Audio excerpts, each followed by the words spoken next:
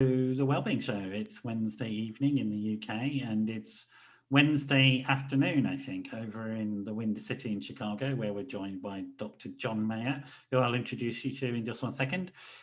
Just a reminder, if you're tuning in on a Wednesday evening UK time, or whatever the equivalent is in your time zone, this is a live show. And we do it live so that you can join us and ask your questions and share your thoughts and feelings about things. So that'd be great to hear from you. We stream on multiple platforms. YouTube, Facebook Live, I'm forgetting what the platforms are now, and Twitter, so through Periscope. You can give me a call as well, +44 7506 319 745, +44 7506 319 745. All those details will come up on the stream. Be great to hear from you. That's enough for me, I think. Hey, John. Hi. Welcome. Thank you. Great. Thanks for having me. Great to have you. You're over in Chicago. Yes, where it's a bright sunny day and in the low 80s. Beautiful. We had a guest, I told you before the show, we had a guest a few weeks ago who confused us by saying they'd been to the beach. And I was like, Chicago? Beach? I've not seen that in any films. But we have very, very nice beaches, in this little pond of a lake we have.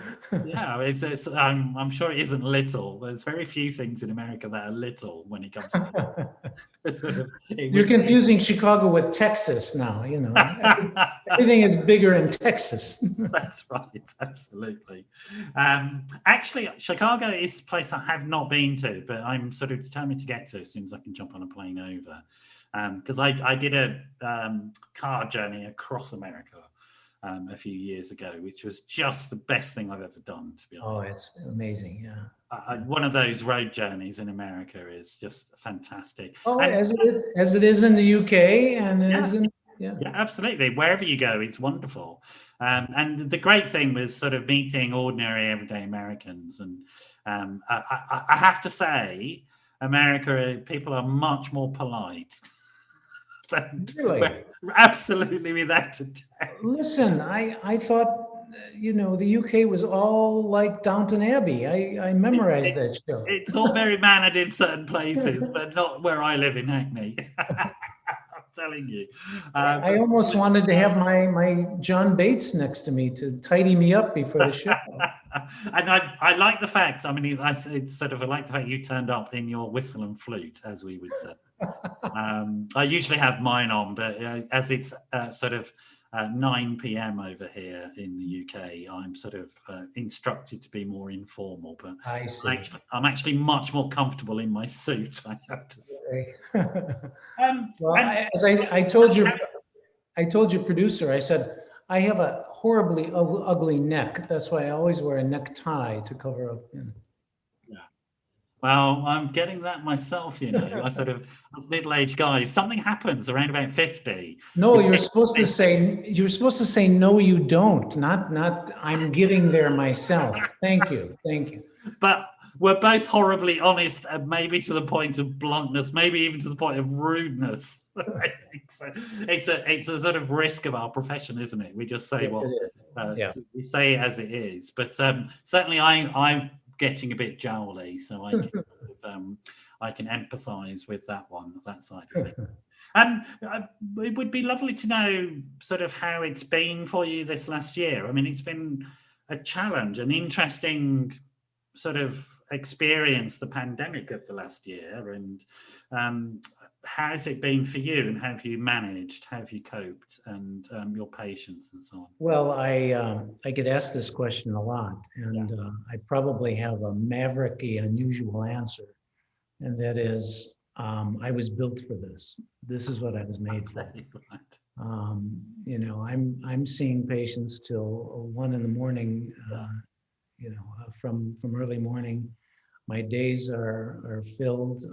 I hardly get a chance to breathe, but this is what we train for. And this is what we get in healthcare for, is to serve, to help, to be there when we're needed. And this is a time when we're particularly needed.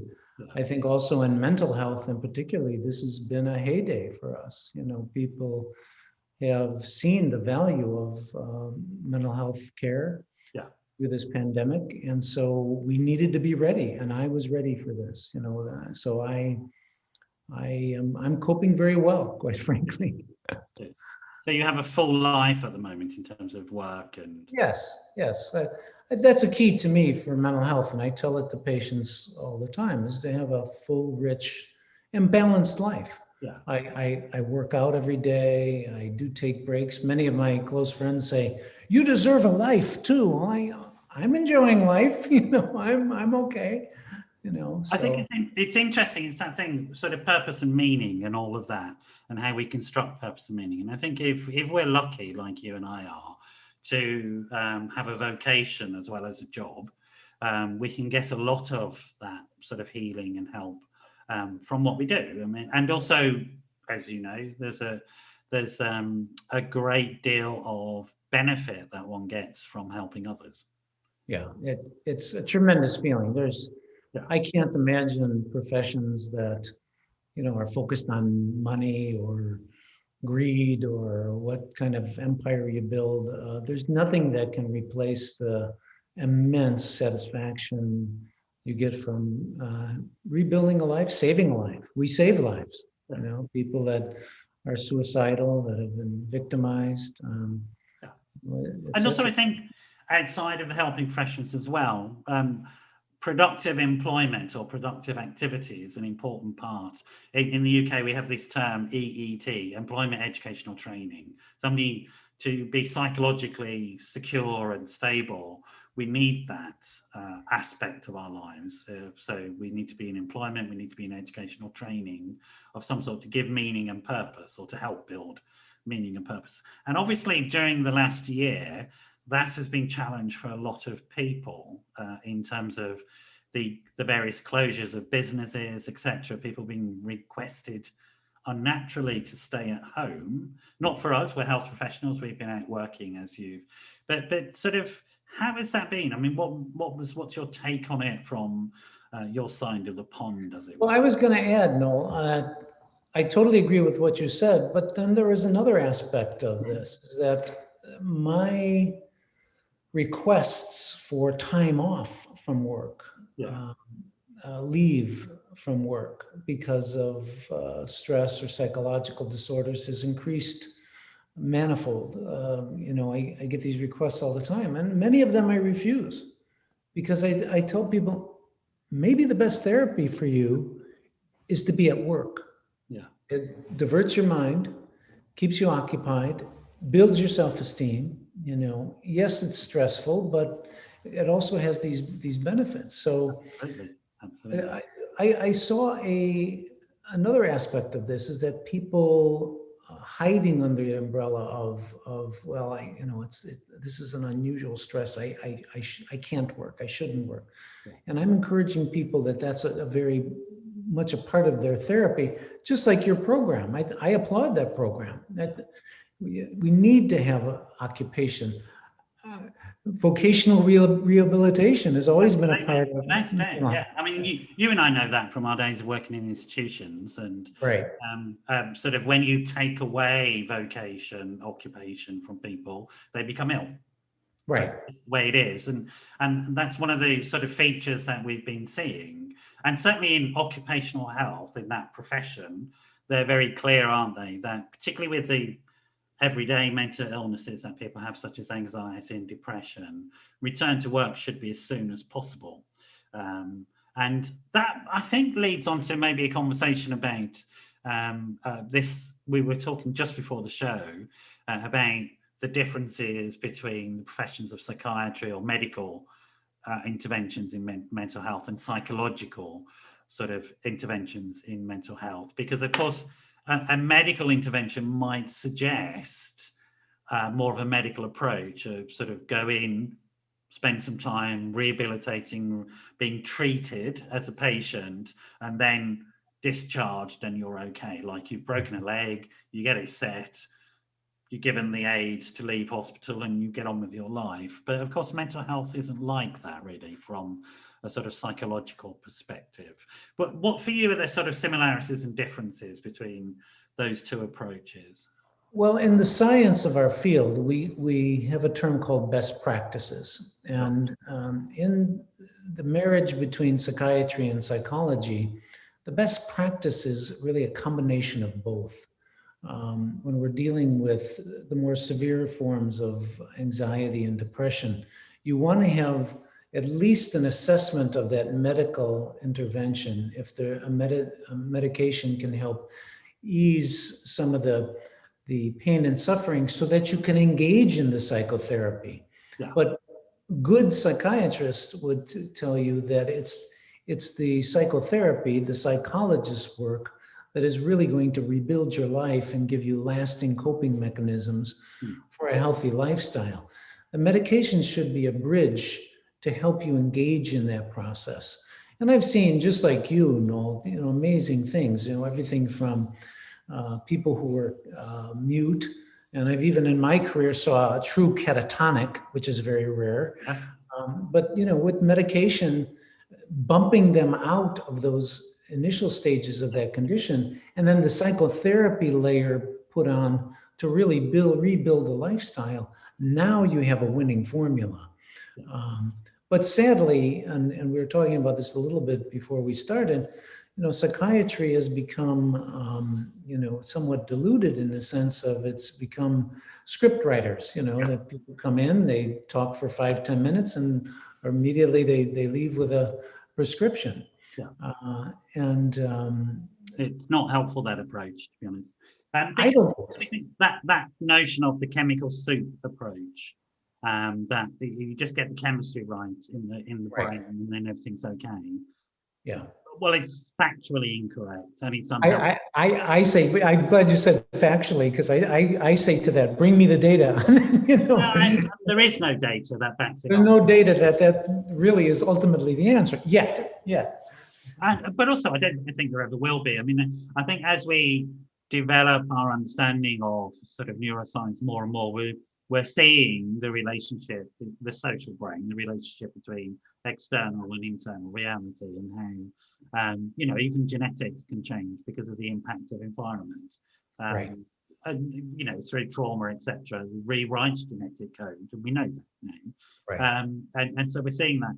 There's also, and you will know this, and maybe I don't know if the audience do, but the big sort of debate has always been around psychotic illnesses and whether they are sort of medical, physiological things or something else. And the pendulum has swung in that debate so many times over the years. There were sort of, in the early days of psychiatry, there were sort of people who very much were psychological in their approach, and then biology took over. We seem to be back more towards sort of psychology now, which I'm more comfortable with and I think is more realistic. And there's emergent research now showing that sort of the vast majority of people with psychosis are traumatized. Yeah. And the psychosis is an expression of the trauma. And it's nothing to do with a biologically inherited condition at all. I find that in my work, and I do a lot of work with victims of crime, helping law enforcement with violent criminals, etc. And I find that the traumatization is quite accurate. Yeah. In my own work, I work with these people by a process I call dissociation. Now, when I mention dissociation, the medical people get all heebie-jeebies because they say, "Oh, that's one of the symptoms of psychosis. That you're psychotic if you dissociate your mind." But I mean it in this way. I work with people to say, "Okay, this happened to you, but you're not that person anymore. You look at when that happened to you." And this particularly is poignant when we have someone who has been traumatized, by child abuse or some kind of child sexual abuse early on. And I help them in their mind look at that as, I'm not that person anymore. I have more control over my life. Then I didn't have any control over my life. I didn't have any control over my environment. I didn't know what was going on. I couldn't even conceptualize, is this right or wrong? now you are a different person than that. Yeah. The wonderful qualities that made you and built you to who you are still there, but that person is gone. Yeah. Think about that. And we work on that. Now I'm giving you the highlights. Obviously, I don't want any of your audience to run off and use these principles without some guidance. But that dissociation process has been very helpful to victims of crime. I totally agree with you. And sort of, there is a fear of looking at what the mind will do if you leave it alone to deal with tremendously difficult things, and a fear of learning from that, because disassociation is a thing that protects people from horror. Essentially. Yeah. That's what it's there for, and it's very successful at that. The problem is when it becomes stuck and it becomes the major reality for people. And I guess, I don't know what you think about this, but sort of always in work, I'm looking with people to get more flexibility in the way they relate to themselves and other people. So to develop new skills, if you like, always it's about, so that you can, like you're describing the child victim of sexual assault or violent assault of some sort. They often only have one relationship, which is to be victimized by the event again and again and again. And the idea is to give them other ways of relating to that event. To separate that personality that keeps leading them to be a victim and to be a victim. You hit it right on the head. And you see that all the time. They're copying, I hate this word, script. They're copying a script over and over again. And with dissociation, you say, you don't have to be that anymore because you're not that anymore. We can change that story. And I think what skilled psychologists do, like yourself, is give people tools so that they're not physiologically and psychologically overwhelmed, and where they can stabilize and then develop new relationships internally and externally. I saw Bessel van der Kolk, I presume is a name you know, but maybe not, but a trauma therapist. I sort of went to a training event that he was presenting at, and he sort of presented a bit of film which was really interesting about it's a fictional film. It's not a case history, but he took a snippet from a film he'd seen which he thought encapsulated a point, and it was of a soldier, ex-veteran, but a British veteran, going to a supermarket which is a shopping mall.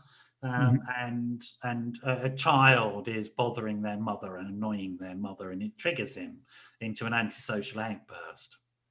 Bessel stopped the film and said, well, look, the point of therapy is to be able to support that guy in being able to go to the shop and not being triggered into an outburst where he's out of control, so that he can do his life as he defines it, which is, I think, what you're talking about. I hate to sound like a parrot and repeating the same concept over, but again, there's where that dissociation would come in very beautifully, because that situation, you dissociate from whatever traumatized you in Afghanistan or, combat or whatever. And it works very well, but you're exactly right. The PTSD victim, the people who are suffering from post-traumatic stress disorder, they don't do that dissociation. That's why the trigger, that's why we have this term trigger. Yeah. It brings them back into that moment. Saying, no, you're not there. Yeah. Yeah, absolutely. I mean, I think, I think what's interesting for me from a psychological perspective is viewing people who do these, what seem like odd things, but actually they're surviving through these things. And that we need to learn from that and support people, because that's a very crucial and important thing. And simply to medicate it and take it away, I don't think really helps people. It might, I mean, again, the stabilization, I think, is very important. So if somebody's acting out with drugs and alcohol and stuff like that, and there's a really important role there maybe for stabilization through psychotropic medication too. If you indulge me, I have an incident in my life that I think encapsulates what we're talking about.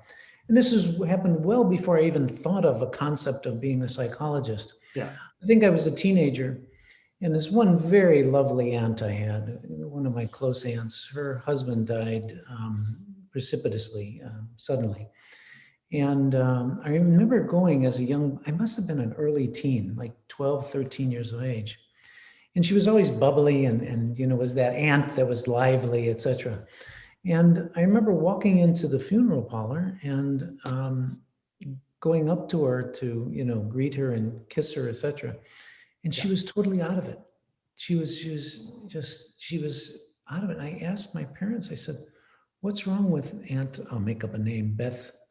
And they said, well, she went to her doctor and she got some tranquilizers so she could get through, Uncle Eddie's passing, etc. And she was so drugged up, Noel, that, she couldn't hold a conversation. She was drooling, etc. Well, what happened to her is, sure, she got through Uncle Eddie's funeral and death. A month later, she tried to commit suicide because all the pain flooded in after she was taken off all those tranquilizers and that medication. And that's what we're talking about. That's inappropriate. I agree with you. I think it's inappropriate in a number of ways because it also removed her from the capacity to engage in public grieving processes. Exactly. And those things are really important. Like, very painful, of course, but they're really important psychologically. Grief and bereavement is one of the most natural human processes, and the pathologizing of it and turning it into an illness that needs to be treated, I think, is highly suspicious and actually dangerous. You and I are both very blunt people, and I think you'll appreciate this. So many patients come to me and with something, it doesn't have to necessarily be grieving, but it was some loss or some hurt. And I'll look at them and I'll go, yeah, it's supposed to hurt. You have to go through that hurt. You have to feel that hurt. It's okay, and I'll help you through it, but let it come in, and you have to hurt. And they look at me like a puppy dog tilting their head and they go, what's this guy talking about? But then they get it when we get through the process. Absolutely. Because of course you don't just say, go off and suffer. You'll give people support and encouragement and skills and resources to help them develop and grow during that time. But I think it is important. And I just thinking of the bereavement thing, because I don't know if this is true in the US, but certainly a lot of people who died here, during the pandemic itself, we weren't allowed to do the funerals. Right. And I think that's a significant issue that as a culture, we're going to need to come to terms with and process at some point. And I see a lot of reactions at the moment that I can explain as people who haven't sort of grieved. They haven't been given that space to grieve, and they're experiencing pain from that, I think. And I wonder what you think about this. I think there's we will see a lot of trauma from this event for some years to come, because we've had this thing where we've been taken away from the normal resilience processes. Our interpersonal relationships are essentially how we normally sort of process things, and then presented with something which we've been told on a daily basis is going to kill us. And the newspapers have been telling us how many people have died every day. Right. And that's a setup in terms of trauma, to be honest. Lots of stress with lots of death is a setup for trauma. I don't know, has it been like that in the US? Is that your experience? Are you seeing those types of things happen? Very much so. And, circling back to our introductory comments, with all the work that I've been doing, the increase in work, to this day, every day I'm dealing with a patient who has had a very close person die, even those people who are near death with COVID. So I'm facing the death of COVID every day. And you're exactly right, is that we've been prevented from the type of grieving that is traditional in our cultures. And it has played a great toll. And what I hear is people very much, what do I want to say, clawing for the opportunity to grieve. It's been taken away from them. And then on the other hand, people have been very creative with having memorial services and postponing, the celebration of life of the individual. So people have adopted and coped with this. But But you're right. People have lost something of which is embedded in our culture for millennia. I mean, I bring it up not because I want to reduce the capacity of people listening to understand that they can manage and cope with this. I suppose the reason I bring it up is because I think in some ways people want to downplay it and say, well, it's done, we finished, but I do believe we're going to be living with this for some time. So the predictions are, and again, I don't want to get into too much drama about this, but I think they're fairly realistic predictions. We'll see a rise in violence as we come out of lockdown, etc. We've begun to see in the US, there's been an unusually high number of mass shootings, which are probably going to happen for a while. And we're seeing it in the UK as well, and those types of things. And I suppose I'd like to bring this up because I think we need to understand that this is what happens, and it has been a really tough time, and this is what we're going to be going through, and we need to be thoughtful about this. I think about how we're going to sort of manage it within ourselves as a profession, but also as individuals, looking at because if we get too Pollyanna about it, it will, like you say, come and bite us on the arse. Pollyanna is the psychological version of Valium, I think. It's sort of, oh no, you can't have bad feelings. Everything's fine. Everything's wonderful. You just need to find the right attitude towards it. Well, no, sometimes things are shitty, to be honest. Yeah. And again, it goes back to me telling people bluntly, and the moment I say it, and I go, no, you're supposed to hurt. Then that is traumatic. So how did you, just out of interest, because I spoke to you about it, but how did you get involved in all this psychological babble stuff? So what pulled you into it? Well, wow, that's takes me way back. Yeah. First of all, I grew up. I had no idea. I don't even think I ever heard the word psychologist or psychiatrist growing up. You were a jock, weren't you? I was an athlete all my life, and I think they say jock in America, don't they? Yeah, you got it right. It's a jock. I was a jock, and I was almost the stereotypic jock, arrogant, really? arrogant, and full of myself, and yet also, by the way, angry. I was a very angry kid. Oh yeah. I grew up in a very bad area, and I often would look to the power above and say, "Why me? Why do I have to go through all this?" So I was that jumble of all that. You grew up in quite a dangerous part of Chicago, I believe. Yes, it's called Englewood, which Spike Lee has memorialized by calling Chirac in the movie. As Spike does, he has a great turn of phrase. But and I probably part of that dissociation principle I use is that's how I view that. My life is 10,000 miles away from that little boy growing up, opening the front door of his house every day and wondering, am I going to get beat up, or, etc. Is my bike going to be stolen, etc. But getting back to your question, being always an athlete, and I was quite good at athletics. I was also captain of teams and kind of a leader. And my mates would come up to me, notice the English term. Mates. I know, I thought that was very well done. You slipped that one in. My mates would come up to me and, this girl is having, what this girl is having, this girl, that, or my parents this, or my parents, I'd give them very wise and sage advice at the age of 15. That's right.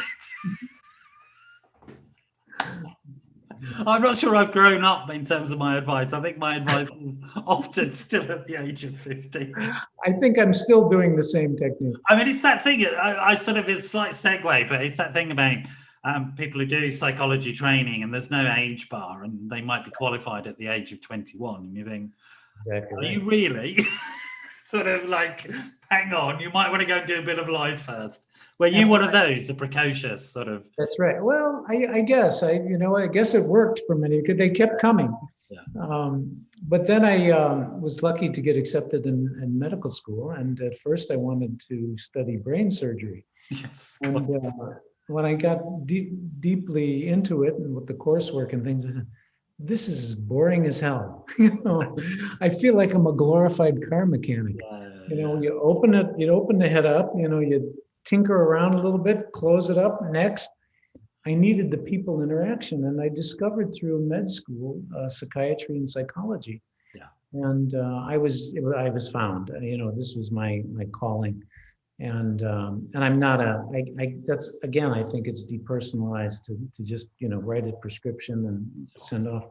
I love mixing it up and helping people with their lives and crafting lives, and so that's the story. So. But you got into a very, it's quite a unique, that's not the correct word, but it's a very interesting area, which is sort of forensic work, as we would call it in the UK.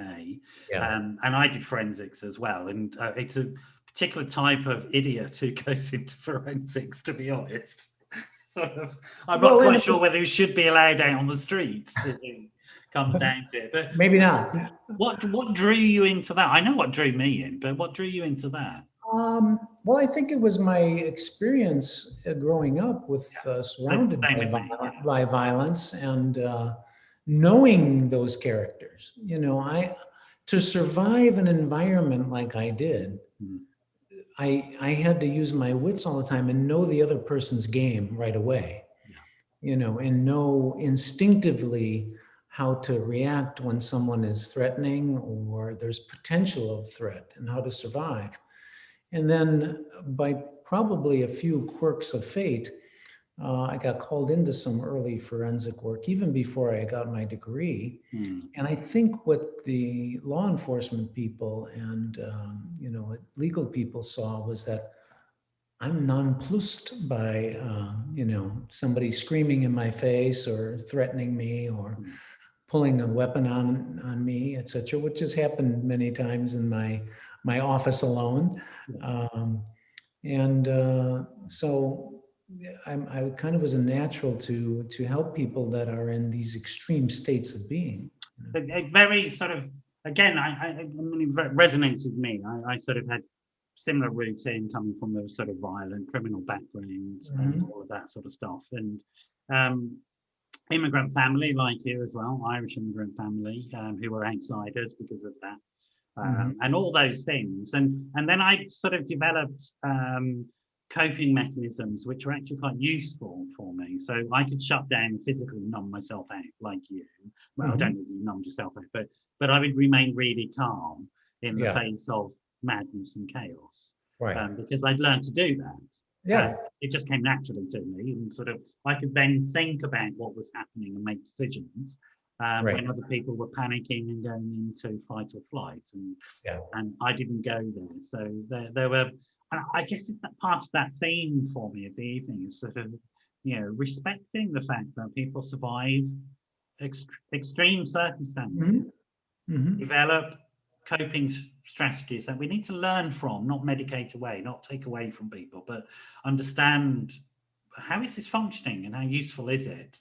And how can we enhance the human being rather than sort of just pathologize them and say, well, that's dissociation, which obviously it is, a sort of numbing out form of dissociation. And I still do it at times, but it's not something that freaks me out or worries me. But if somebody got hold of me and said, oh, that means you're mad, it might have freaked me out, worried me, to be honest. But actually, it became a really useful resource in helping people who were very, very disturbed, which is fascinating, I think. Yeah, I didn't realize we had that symbiosis here. So I figured we were the same tribe just because of our necks, to be honest. Well, you got the jowls. I don't have the jowls. I've got loads of jowls. I'm sort of. I got back at you for that one. It is for the same reason I wear a shirt and tie. I promise you. It's my vanity. Not that it's your vanity, but it's definitely mine. I have no problem accepting that. But it is that thing, isn't it? And I think this is the exciting thing about psychological approaches is that we don't necessarily tend to pathologize the situation. We try to understand it and understand the human being and what they're experiencing. So, like I said, I was doing some training this morning, which you would have seen in sleep. And I was talking to people about this concept of normalisation, which is, I'm sure, a very familiar term to you. Yes. And sort of, could you explain it from your perspective, normalisation, and why it's helpful? Well, let me give you a live instance of what I think encapsulates what we're talking about. I can't tell you how many times a patient has come to me and have seen other providers, and they say, Dr. Mayer, I'm bipolar. And I'll go, That classic sort of sweep all diagnosis there. yeah, some, you know, the diagnosis du jour, I call it. That's exactly right. And I'll sit back and go, okay, if that's what you want to call yourself. Yeah. And they're looking for confirmation, or you know, they want to be defined, and I take them out of being defined. If you want to call yourself that, fine, but I'm working with you to work with you. I'm working with Noel. I'm not working with Mr. Bipolar. Yeah. I'm working with Noel and what's good for his life, not some bipolar entity, some bipolar creature. And all of a sudden you can see an epiphany happen. You know, it's like, oh, but everybody else has called me bipolar. And then I say, then you've also been treated that way. Yes, exactly. And that's, I'm not going to treat you that way. You know? Absolutely. Yeah. The co-construction of mental illness is profound, as is the co-construction of mental wellness, I think. And bipolar is the sort of middle class and down diagnosis du jour. If you're in the C-suite, it's borderline personality disorder, I think, is the one that or narcissism. Everybody, you know, if you have enough money, you're narcissistic. That's right. Unfortunately, I'm not at that level. I'm just the sort of boring, everyday, anxious, depressed sort of idiot, neurotic idiot. I'm comfortable with that. Normally neurotic. Thank you very much. Remember, don't define yourself. Okay. I'm getting a masterclass here. This is great. There you go. This is great. So there is that. I mean, I think that's true. And sort of, I suppose the serious bit of that, and sort of, it's not something that we've necessarily faced in the UK so much. But I think there's an issue maybe in the US, and you can tell me if I'm off the mark here, but the need for a diagnosis because you need a code to get your funding from your insurer. Is that correct? You're opening up a wonderful Pandora's box. Yeah. Because there's a couple of things I want to say about it, and it circles back to talking about psychiatry. Yeah. I think one of the ways in which psychiatry has become diluted is because the US medical corporation system has pigeonholed them to be just prescription writers, you know, and the psychotherapy aspects and the creativity and the analytic aspects of psychiatry have been diluted because of the domination of needing to reimburse and have a code and a definition for things. So you're exactly right. We are, you know, part of the problem, you know, I think there's a lot of glories to our healthcare system. I think there's a lot of problems to our healthcare system. A lot of things in your healthcare system I admire, a lot of problems I see in your healthcare system. But one of the problems in our healthcare system is we are funneled into that. You know, we need a code. We need to have this narrow definition of this person. And I mean person, not the illness, the person, to be seen this way so then we can reimburse for the treatment. It does take a very mature practitioner to understand that they're only engaged in a transaction that should have no influence whatsoever on the patient. Right. Now, I shouldn't probably be saying this in public and out loud, but I totally agree. Because the insurance companies want and force us to merge those two concepts. But I will tell you, and again, I probably shouldn't be saying this in public, but we can edit it out. Yeah, thank you. Edit it out. This is not live. I will tell patients, I'll say, okay, this is what I have to put down for you to get reimbursed. That's right. But I'm not seeing you that way. I don't treat you that. I treat you the way that is going to help you. Yeah, and I think that's right. It's not to say, because I think that, you know, the usefulness of diagnosis is sometimes it gives people relief if they're very confused about what's going on. Sometimes, and also, you know, often how I describe it to people is, well, if we can give it a label, then we know what we're talking about, and therefore we can help you. So does that reduce your anxiety? The conversation is important, you know, not to just say, okay, this is what you are, bye-bye, you know, that now let's talk about it. Now I'll tell you what I think about you and give you some insight into who you are and why this happens.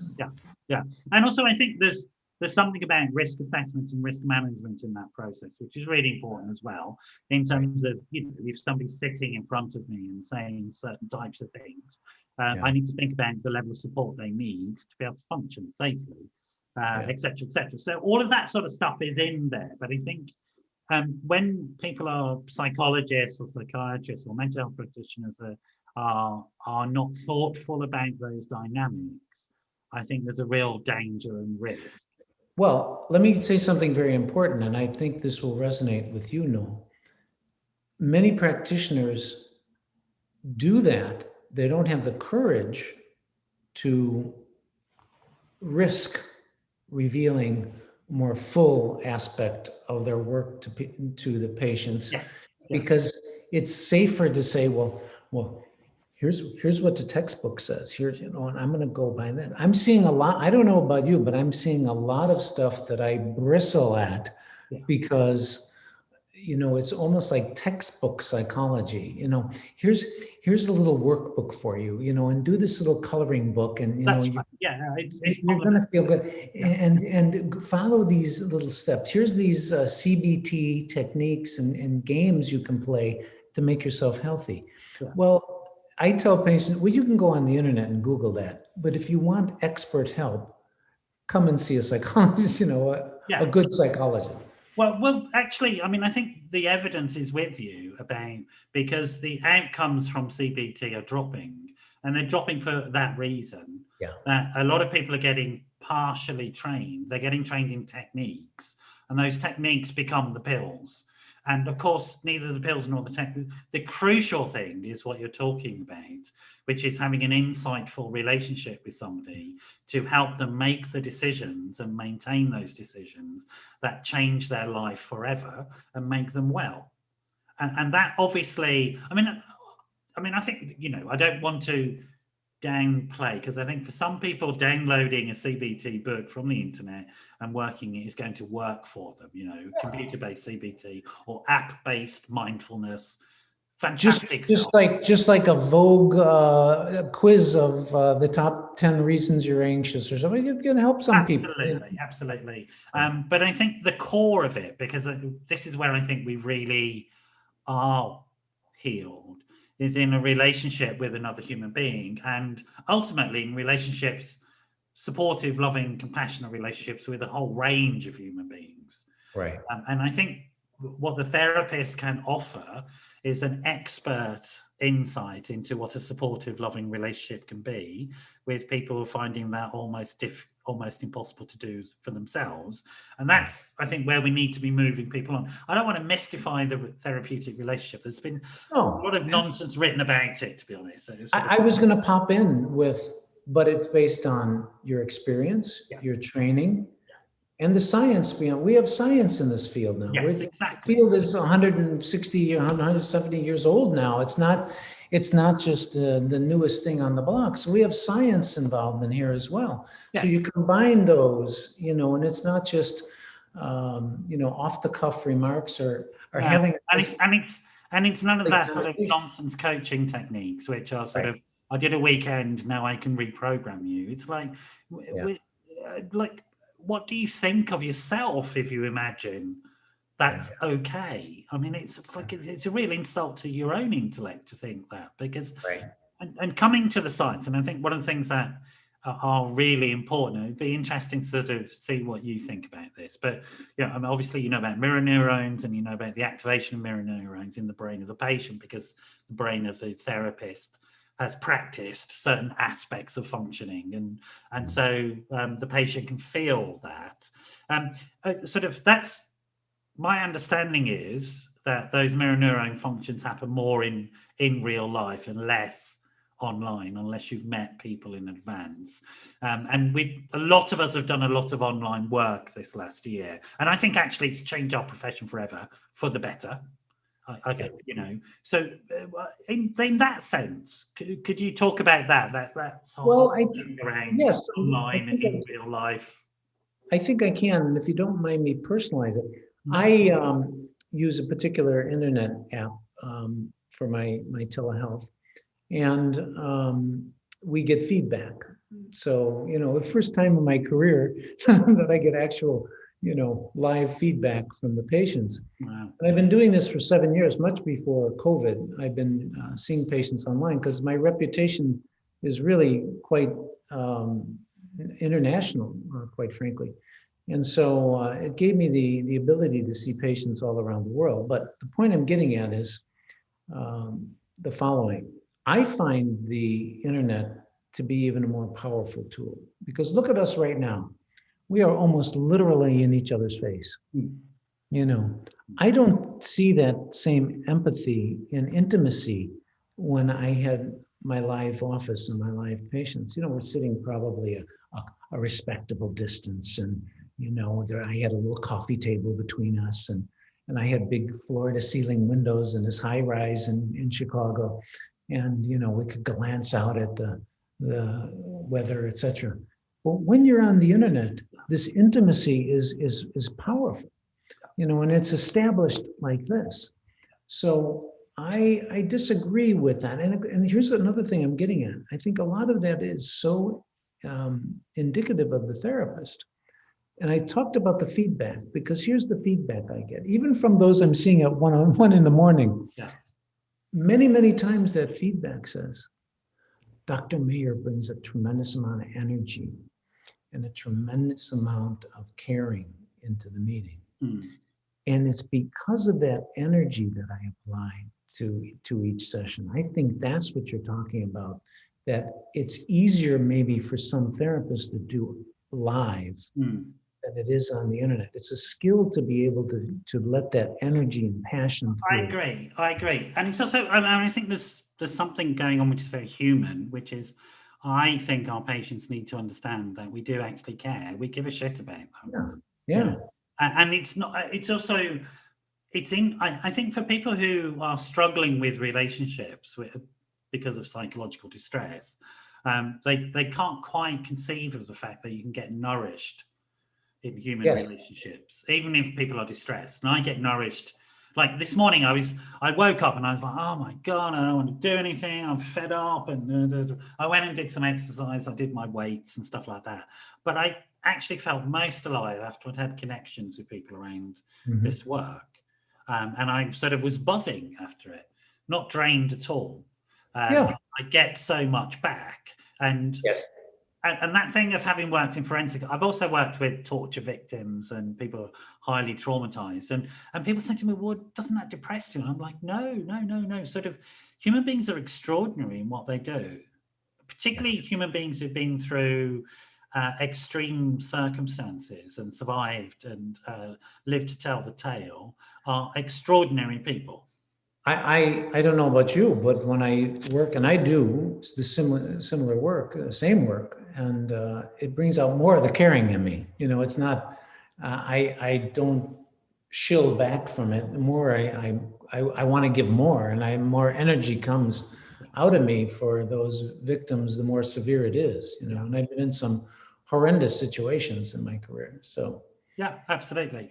We should just say, for people who don't know, that you know, as forensic specialists, sort of, we work on the principle of sort of public safety first. I think the sort of, we get a bad rap at times. Sort of, oh, you're trying to understand the murderers and be nice to them. It's not that. The principle at work here is that, I know you will agree with this, there is nobody I have met in the forensic services who wasn't highly traumatized by life experience. Exactly. Absolutely none of them. They're not one single person. I've been practicing for over 25 years. And that's not an excuse. It's an understanding as to why we have to have better services to ensure that kids' lives are better and parents understand how to do the job and we support them properly and etc., etc. And we stop people being exposed to those precipitating factors that will then lead to later life disastrous choices. Exactly. That's what it's about, is making things safer. You probably saw me smile as soon as you mimicked the public thinking. We're Yes, trying, because I don't know if you have ever had to go to a maximum security prison. Yeah, I've been there and done it. The staff, you are the hated one. You are I know the what hated. you're going to say. You know, all they see is that you're there to help those prisoners, you know, and inside the prison is always a us versus them, you know, dynamic going on. And those guards see you as, you know, the angels of the prisoner. And so the things that have happened to me and have been said to me. And it's fascinating stuff. I mean, I guess I understand why people feel that.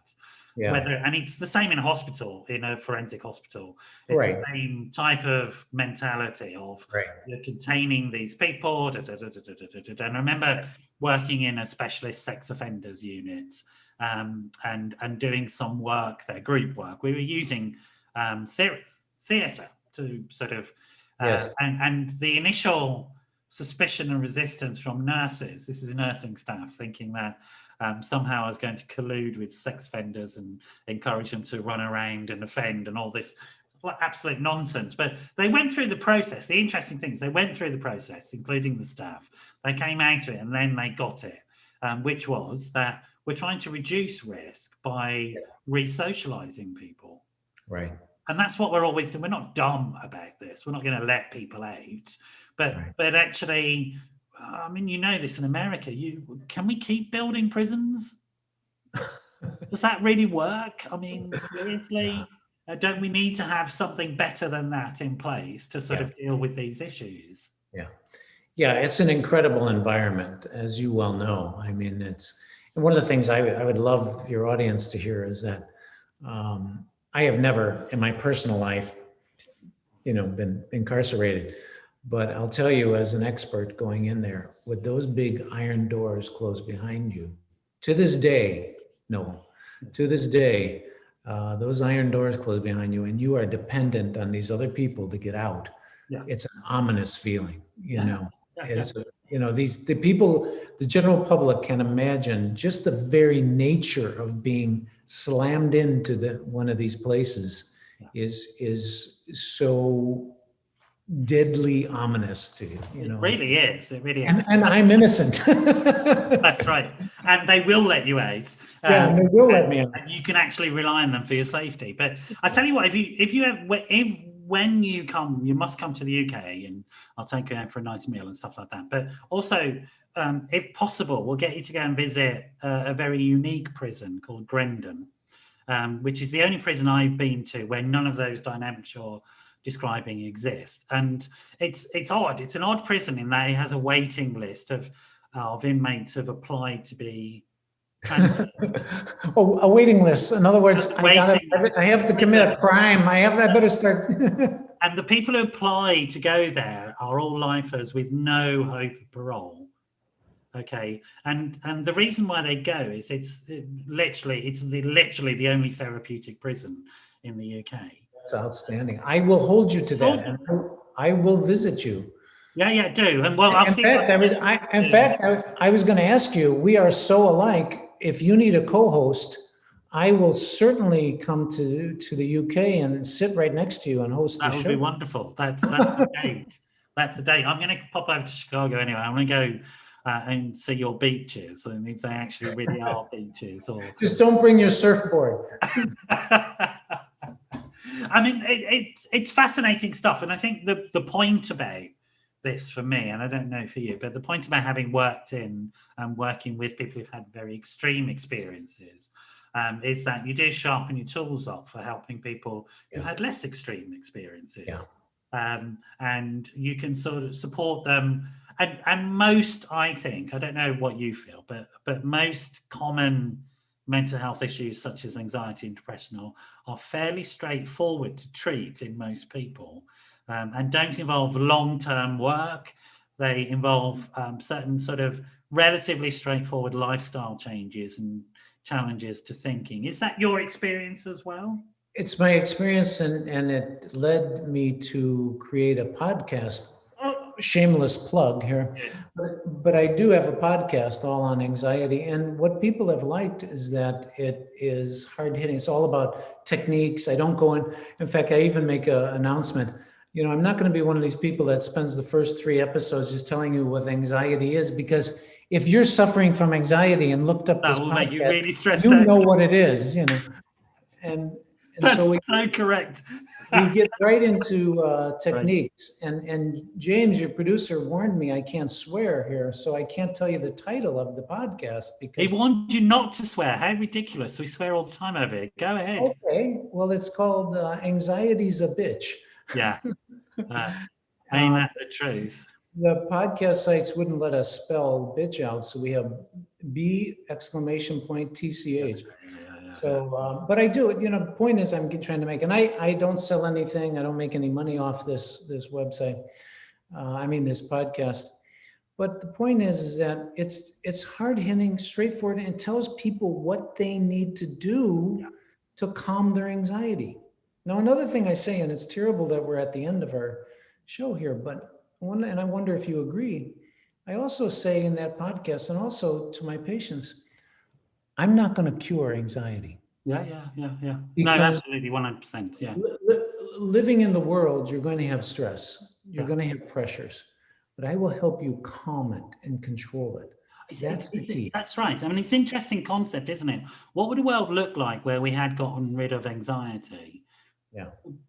I think a good example, Aldous Huxley, it comes to mind, Brave New World, sort of an over-medicated environment. There are various dystopian science fiction sort of films that deal with this issue. Mm-hmm. Anxiety is an energy that makes us do something, as is depression.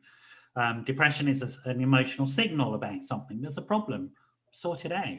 Anxiety is an emotional signal that's useful to understand. This is going to be a canned off the shelf response, because I created this for the podcast, but think of a little seed underneath the ground growing. Yeah. And it has to break through that ground in order to grow and to be eventually a flower. And what happens here?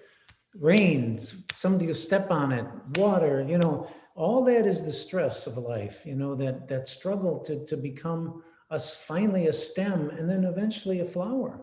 Yeah. But you can't grow without that stress. That struggle, exactly. Struggle to get through the ground. Exactly right. Absolutely. I also, you may find this useful to think about. I'm sure you have something similar, but I often talk to people about, you know, if you think about things on a spectrum from 0 to 100, so think about anxiety on a spectrum from 0 to 100. 100 is you're immobile with terror. 0 is you're so chilled out you can't get out of bed.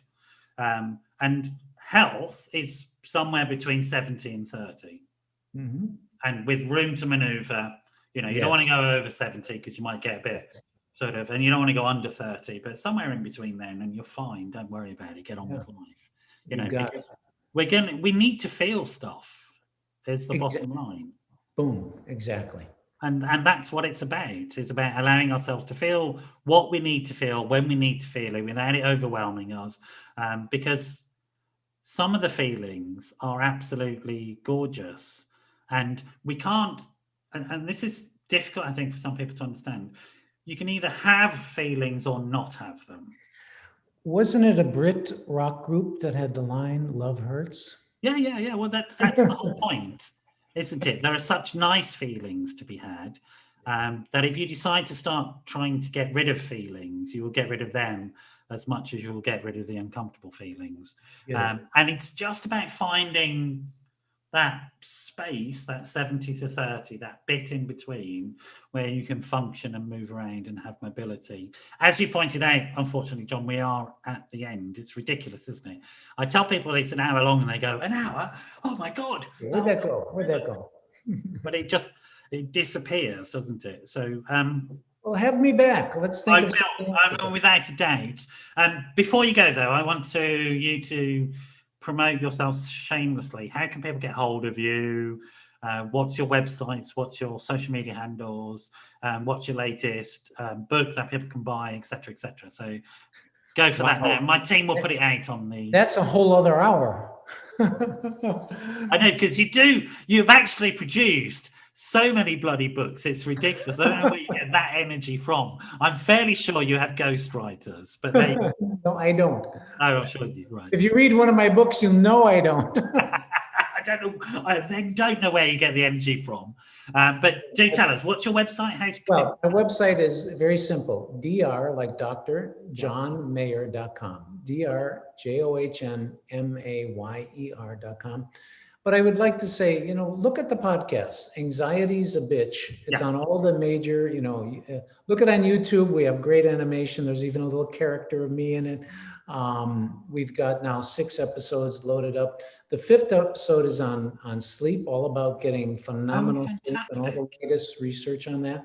Those are the 2 things I'd like to point people to as, it may seem the opposite, but I am not a good self-promoter. But look up those. To be honest, John, I don't think there's a problem with self-promotion. I think there's so many snake oil sellers out there that we do have to teach people who are selling something really useful how to sell properly. And that's why I got involved in these spaces, because I was in despair of the fact that so many people are out there in these spaces that didn't know what they were doing and were hawking things that are positively dangerous. And yet a lot of people in my profession were saying, oh, we can't possibly do this. That's not ethical. And I'm like, well, you're just going to give the space over to the nutters. No, I was so tired of seeing all these little coloring books people were recommending for anxiety and stress and all this stuff. And I said, let me produce something that really gives techniques, tips to get out of this. So that's why anxiety's a bitch. Okay, great. So there you have it, folks. It's been lovely to have you on, John. Stay with us. I'm just going to sort of wrap up the show.